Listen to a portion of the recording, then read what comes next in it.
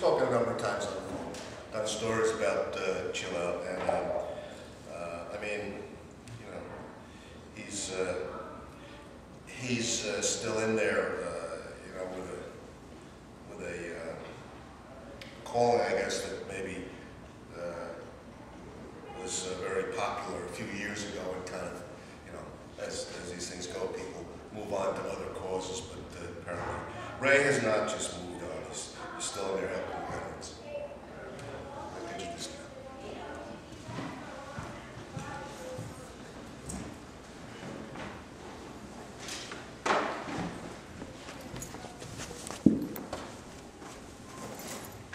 Thank you, Phil. Good morning, brothers and sisters. It's wonderful for me to be here. I was very honored when Phil called me or emailed me. I'm not quite sure what it was in the beginning to speak with you and to share some thoughts and ideas and to be with you in fellowship. It's a wonderful opportunity for me. I just finished our Mass at St. Luke's, the 7:45, where I'm an ordained deacon. And it was very, very busy because we're handing out empty backpacks to the parishioners to fill with warm new clothing for our brothers and sisters who are homeless in the area. How I'm going to share my experiences is to answer, I guess, 5 or 6 questions: who, what, when, where, how, and why. And I guess that's, every good journalist knows those questions, right, Bill? In a good story, you have all of those elements. Not necessarily in logical or sequential order anymore, but by the time you're done reading or listening or hearing, those questions will be satisfied in your minds and in your hearts. To truly understand is to experience it personally. That's my philosophy. Many people may disagree and think that we can get all of our knowledge through learning and reading and studying. I'm of the other school. Good word of compassion. Of the other school that says you need to walk a mile in the moccasins of your brothers and sisters to truly know what's going on and to truly extend your spirit among and throughout the world to all of those in need. To begin, I'd like to start with a reflection of sorts. It's actually an excerpt of a presentation that the new Pope Francis gave to the Food and Agricultural Organization in Italy in June of 2013. When we are generous in welcoming people and sharing something with them, some food, place in our homes, our time, not only do we no longer remain poor, we are enriched. I am well aware that when someone needing food knocks at your door, you'll usually find a way to share some food. And the proverb says, one can always add more water to beans. And in doing so with love demonstrates that true riches consist not in material things, but in the things of the heart. But is it possible always to add more water to the beans? We must find a way to enable everyone to benefit from the fruits of the earth. We should not simply close the gap between the rich and those who must be satisfied with the crumbs that fall from the table of the rich. Above all, we should satisfy the demands of justice, fairness, and respect for every human being. Again, that's the new Pope Francis at an address to the Food and Agricultural Organization of Italy. When I found this, I was just knocked off my feet. He says in so few lines such powerful truths, many of those truths are not spoken publicly anymore, especially in the political arena. Again, a spiritual man of simplicity, enraptured with the poor, dedicated to serving the poor. He's making a transition here. He's very much saying this is not only a spiritual malady that we experience in the world, it is also a reality of millions and millions of people in the world. This idea of not having justice, of being lesser than, always receiving lesser than, being the afterthought, has permeated our entire global culture. Everything is weighed against priorities of success and of wealth and fulfillment and excellence. And we just have a litany of superlatives that excludes at least 3/4 of humanity. Because as we know, most of humanity do not live in that top few percentage points of affluence. Most of humanity have less than what our poor have here in our own country, the land of the free and the home of the brave.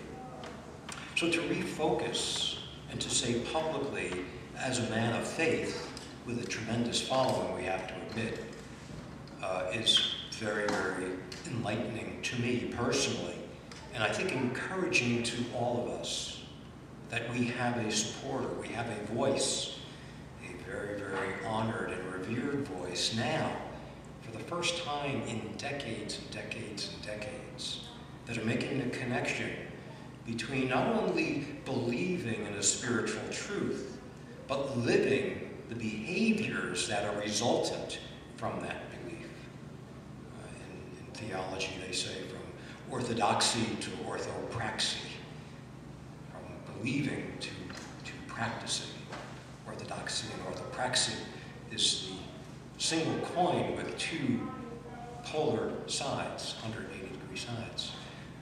Scripture tells us from James that you can show me your faith in words, and I will show you my faith in deeds.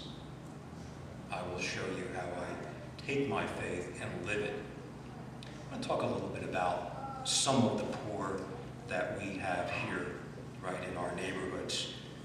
And I want to start again with this journalist metaphor, this theme of journalism that Phil has brought us here through his profession. It was December 18th, in the year 2000. It was an early cold snap, and I had just finished reading the Star Ledger, and it was in the suburban section, there was a caption and a picture of a black homeless man who's living under the trestle of Route 46 in Dover, where the Travelers Diner used to be. That intersection over the past 2 years is now completely expanded, and it's very, very busy. But there used to be a diner there, and there was a trestle where the New Jersey Transit train goes into the Dover train stop.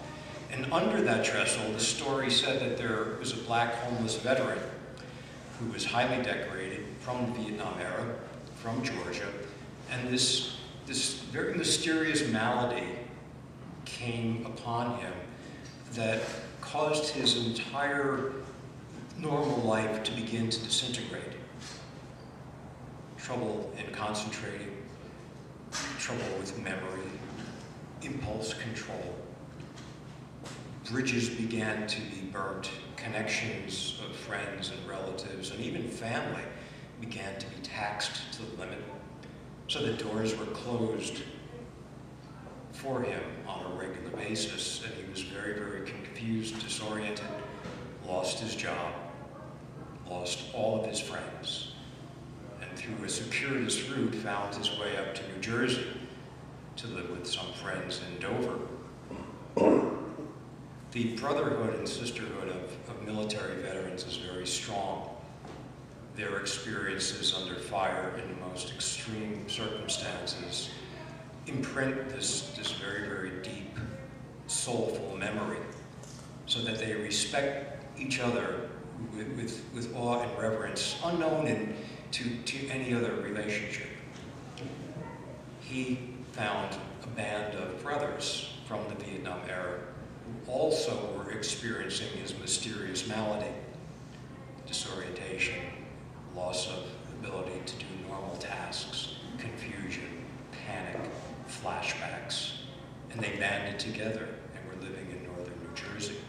Now, when I was reading this story, I had no connection at all. I am not a veteran. I did not serve combat. I had friends who did. I've never been homeless. I've never been on the street. I've never, to the extent that they had, self-medicated with alcohol or other substances. So a lot of this was foreign, but it was very intriguing because there was this sense of disbelief. And this is hyperbole. This is going to take me into an area that I, under normal circumstances, I would not examine. This is very, very sensationalized. A couple of my buddies at church said, let's fly now. Let's take a ride up to Dover. And we did. First stop was the police station. And I had the newspaper and I showed him. I said, what's with this? He said, oh, well, yeah. Do you know where they are? I said, no. Is this real? He says, oh, yeah, it's real. And it's larger than the article suggests. And he was going out on his watch in his squad car. He said, follow me, because I'm going to go right past that, and I'll wave and pull into that driveway, and you'll find this man there. So we did. And it had been bitter cold the night before, and there was a frost and a slick of ice, black ice in the parking lot, so we were trying to maintain our stability. And with really no compass, not knowing even what to look for. I mean, where is this man? Is he sitting there? Does he have a chair? And we saw an American flag turned upside down in a pile of weeds at the edge of the parking lot, going down a precipice, a very, very steep precipice. This was the foundation of the trestle. There was a large outcropping of volcanic rock there that they had put the Route 46 overpass. And we gingerly looked down there and, is this safe? I mean, should we be doing this? Are we invading privacy? But whatever spirit was with us just impelled us to go down. And we found the man that we had seen the picture. We said, hello. He said, hi, come on in. And underneath the cleft of that outcropping, he had hobbled a warren of rooms separated by canvases and bedspreads and sheets that pretty much looked like an impromptu lean-to, something that you might have seen when your kids or you were playing tent, or as a child. He had a spool from the utility company where they would wrap cable. That was the table. That was the dinner table. And a propane stove with a can of propane. That was their kitchen. Had a library. Had a book of shelves filled with books. They had dressers with clothing in it. And they had shelves for their supplies, potatoes, carrots, several canned goods. And he welcomed us in and offered us a cup of tea that he began to make out of a saucepan with some water that he had in a jug. So we were embarrassed to be there, to walk in on him, because this truly was a home. This truly was an intentional place, not an accident, not a derelict, just sort of making way from one evil deed to the next. This was an intentional community. Somebody put good effort into creating a safe space. And I had the newspapers, oh, you've seen that. Isn't that interesting? All of a sudden, people are visiting us and finding out about us from that one story that we had. I feel really embarrassed about that because we don't want to attract attention, and we apologize for intruding. And he said, no, come, what can I do for you? He said, what can I do for you? Our head is spinning in 1,000 directions. And we said, that's the question that we have for you. What can we do for you? And my buddy, Viet Nam veteran, combat veteran, talked about where he was stationed and his Fort Dix training. And so there was a bond there immediately, a very strong connection. They had been in Nam at the same time, not in the same place, but in the same years, 69 to 74. And they started talking about the incoming. And this man said, sometimes I have these dreams, and I could be wide awake that I'm back in Vietnam, and it's triggered by a backfire of a car, loud noise, a flash of thunder, and I just get chills, and sometimes I just am immobilized. But some other times I need to run. And I run down this precipice, and I get on the tracks, and I run as fast as I can. I think that I'm back in Nam. When the incoming shelling occurred, the soldiers had to do two things. Number one, run for cover. But as they did that, they picked up their M16, their weapon, and their rucksack, their backpack that had their basic supplies all ready to go, always packed and ready to go. Because when the enemy would surprise, you had to do two things. You had to defend your life, and then you had to move forward to shelter. He said, I wished that I would have all of my stuff like I did in the Nam, in a backpack. He said, what do you need? He said, what do you need on a cold day? He says, I need everything that you would use on a cold day. A pair of heavy socks, maybe a set of long johns, a hooded sweatshirt, gloves, a knit cap. He said, that's the kind of stuff that I would like to have with me. Now sometimes when these flashbacks occur, they're not in my mind that they're real. Sometimes tough kids from the high school would come down and beat the bums up. And sometimes other people would come to chase us out. Sometimes even police come and roust us out and take our stuff. So he had a very, very compelling story. We said, can we do something? We're gonna take off for a couple hours. We want to come back this afternoon. We went to a Hackettstown. They used to have an Army Navy store, a uniform store up there, B&R. And we said, we need a couple of knapsacks. And then we started to fill them up with the things that he mentioned, very simple. And we brought him back. And he was overjoyed. He said, oh, thank you, this is exactly what I've always wanted to have everything in one place. That was December 21st of the year 2000. We saw this story a couple days earlier. We went to visit December 21st. We were talking to people at church after New Year's. Oh, I haven't seen you, where you been? Well, we were skiing in Colorado. We visited our relatives out in Florida. These wonderful things in your winter, Christmas break. I said, what'd you do, Ray? He says, well, it's interesting. I met a homeless Viet Nam era veteran and brought him a backpack. I said, what? You did what? Where? So I told the story. And the woman said, when did you do that? I said, December 21st. And she sort of froze, and she had this very, very intent look on her face. She says, do you know what that means? I says, no. What does it mean? She said, don't you know what December 21st is? It's the winter solstice. I said, oh, what's the winter solstice? She says, it's the darkest day of the year, and after which 1 minute of daylight comes on every day up to the spring solstice, March 21st. So you were there the darkest day of this man's life, providing him some hope. You can do this again? We had never thought of doing this again. When she framed it like that, it was like being hit upside the head. This is preordained. Somebody has a plan. All the goodness of the universe is converging in this one simple act of one-time charity to say that there are people in need and there's simple ways of helping them. That was 14 calendar years ago. We're into our 15th December coming up. And as Phil said, we haven't left. We're still there. The sad part of the story is it's a growth industry. This year we already have been asked by different homeless soup kitchens and resource centers to add more backpacks, to bring them more supplies than ever. It's a growth industry.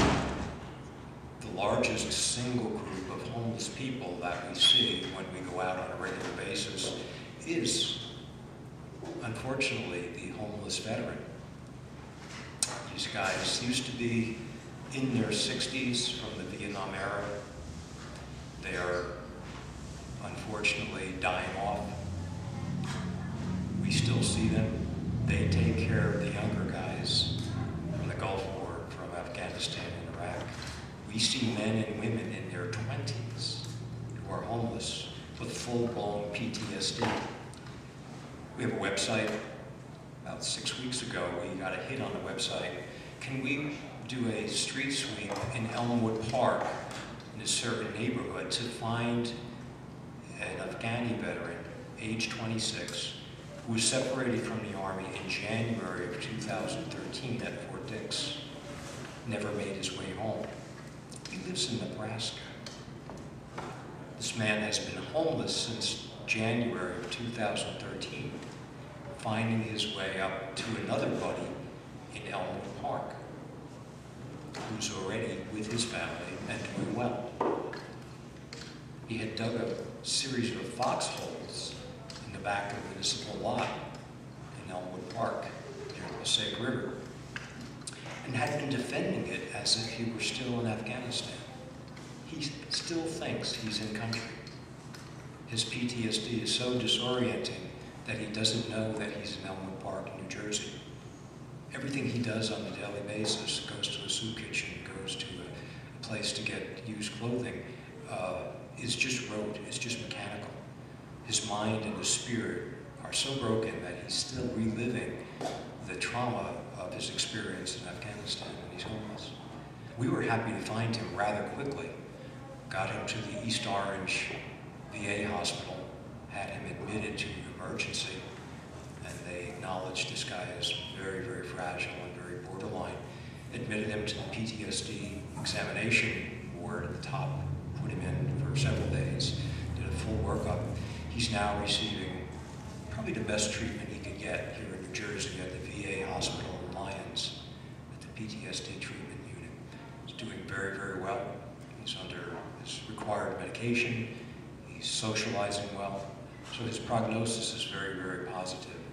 At the end of that program, he will probably be a candidate for veterans housing at Veterans Haven North, right out here in Hardin County, the old Hagedorn State Psychiatric Facility, which has been converted over the past year, going on 2 years now, to housing for homeless veterans in northern New Jersey. The poor are always with us, as Scripture tells us. When people bring that to me, I say, where do you put the emphasis? What word do you emphasize when you quote that Scripture, the poor are always with us? They say that as an escape. The poor are always with us. Don't bother. And that's what's the unsaid. Don't bother. You're wasting your time. The poor are always with us. They're always with us. That's the emphasis that we make. We are with the poor, and they are with us. They are not different from us. Many of us may know people who are homeless or have been homeless or borderline homeless. In our sister county here, Warren County, with the foreclosures and the people losing jobs, we're finding intact families living in backwoods together in camps. Father, mother, kids. At the ShopRite parking lot in Chester, right outside of Starbucks, we had a family for 6 weeks this summer. The father would go to work, the mother would try to look for a job, they would drop the child off at school, and they lived in their car. We have a number of vans right here in the Walmart parking lot. You could throw a stone to where they are. They're there every night because they're homeless. Homeless doesn't always mean that you're completely without resources. There are many kids in Newark and Patterson and Camden and Morristown who are homeless. They go to school every day. Their parents find a way of getting them to school every day.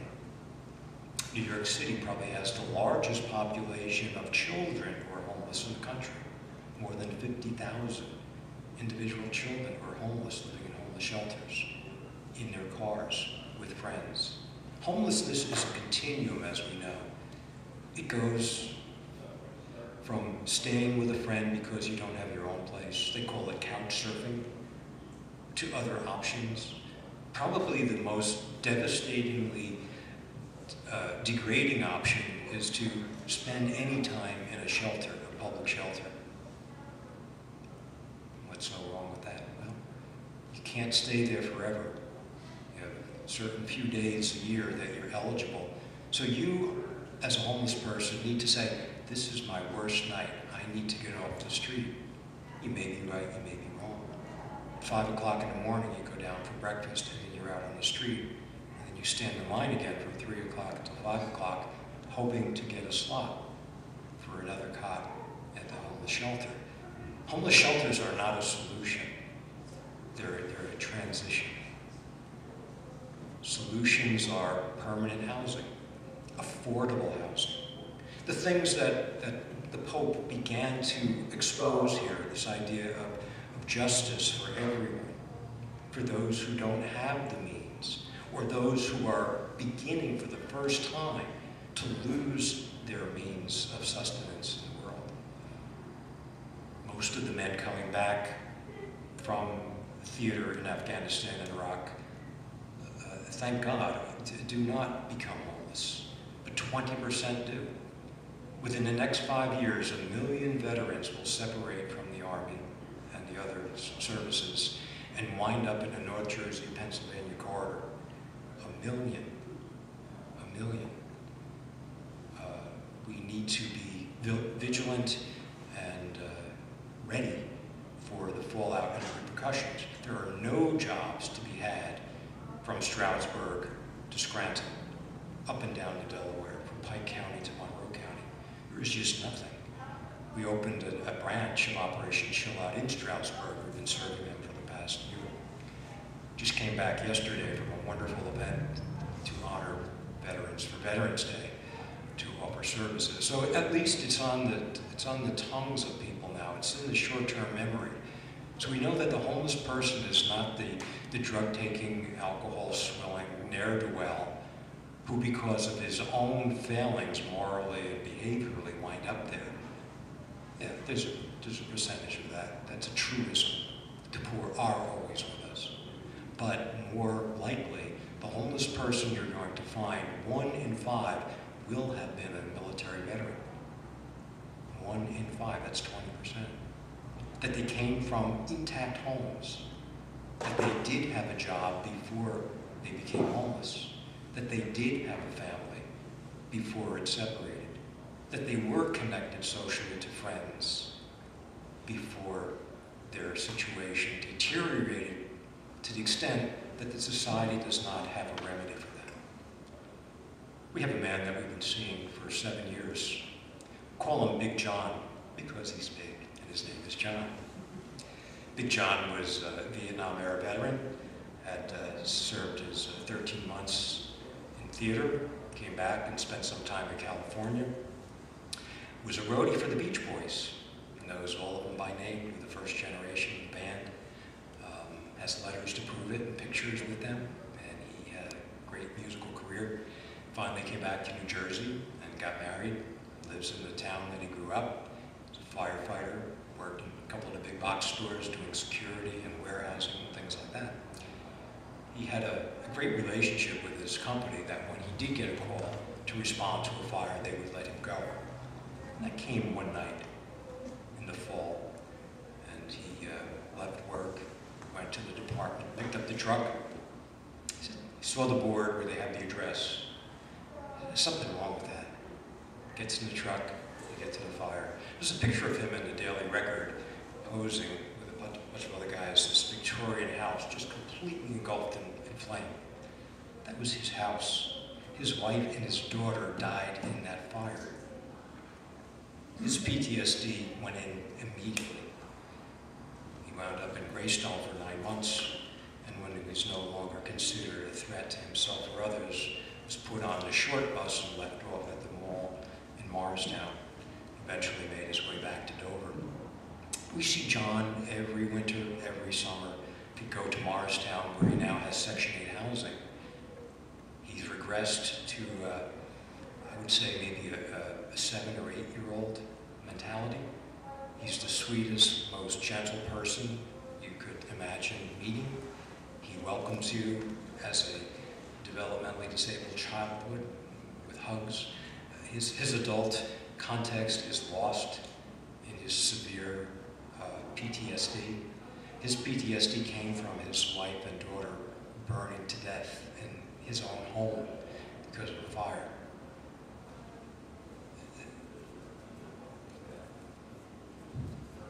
That fabric is so thin.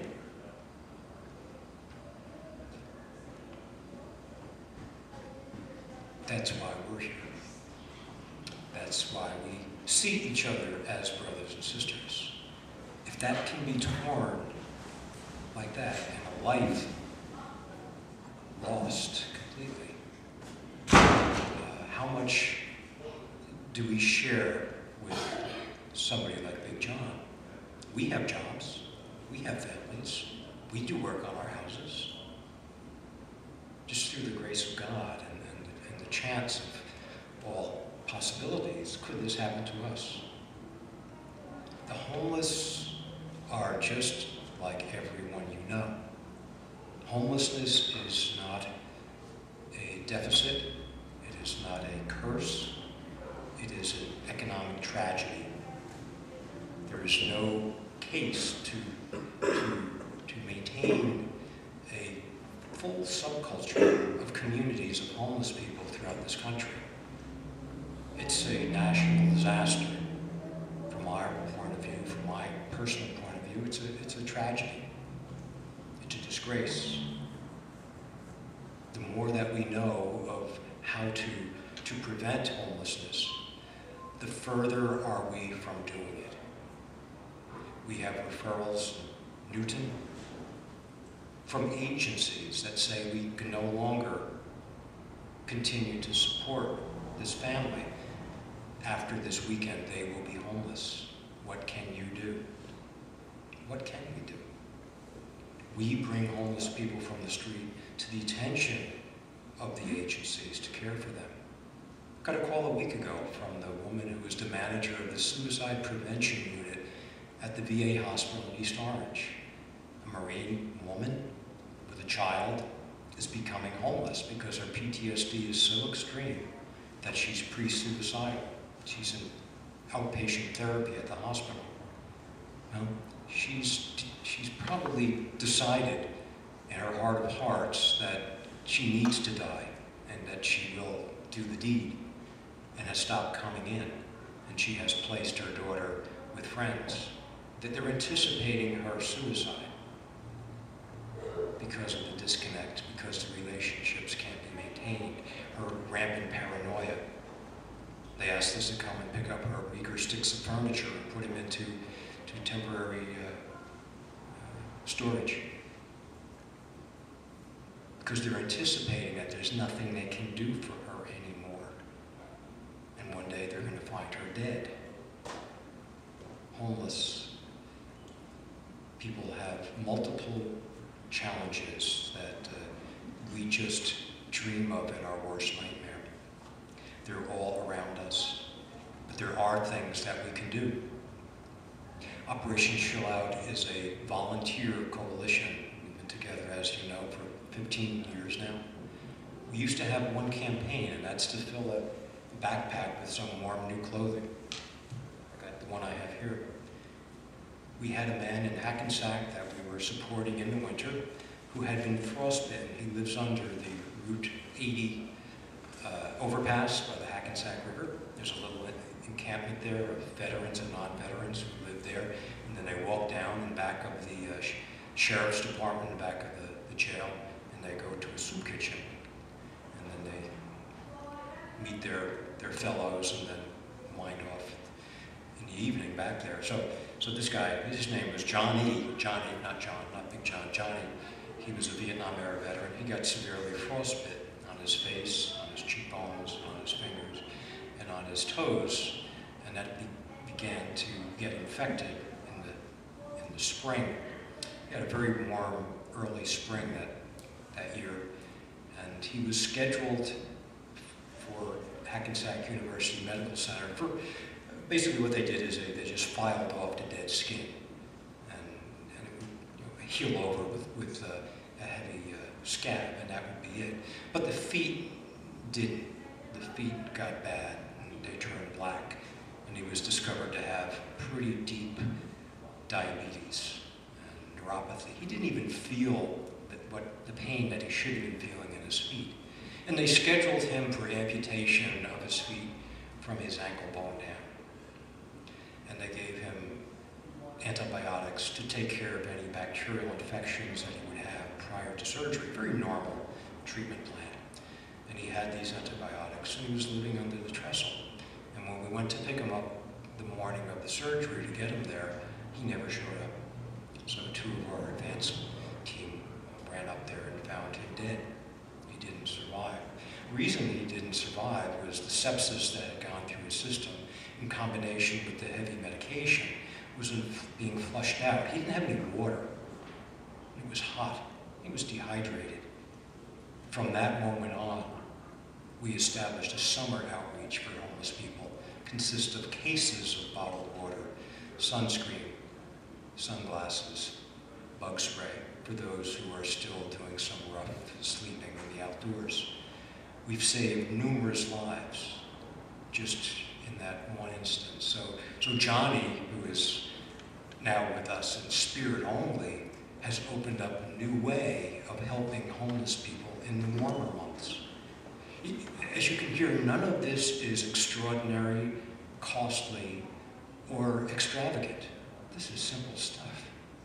A pair of socks, gloves for somebody on the street, bringing hope to somebody in the darkest hour, bringing a bottle of water to somebody so that they don't die of exposure in Hackensack, like 30 miles from here.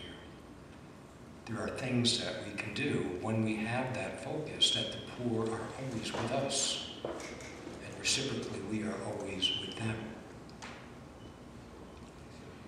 I'd like to get an opportunity to talk a little bit. Your experiences with homeless people, your experiences with helping poor people are, I'm sure, voluminous. Your tradition is just filled with zeal and passion for social justice and for helping the oppressed. So I would like to, before I leave here today, I would like to learn what you're doing and how you're doing it. I've left some flyers on the back and give some information about what we do and how you can get a hold of us. But if there's anything that I brought up here that, again, hasn't answered those 6 questions to who, what, when, where, how, and why, I'd be happy to turn this into a dialogue now and get some of your thoughts. So does anybody want to start, break the ice? Phil, I'm going to start with you because you're the guy who invited me here.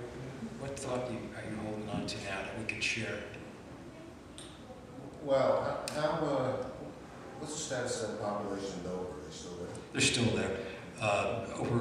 Over a number of years, I would say at least 10 years, we brought about 40 backpacks to Dover. They meet at the Trinity Lutheran Church over Blackwell Street on Morris Avenue. They get meals 6 days a week there. They have a full-time social worker now who helps transition them into what other services they need. This year, Trink, who is the social worker, asked me for 100 fully packed backpacks.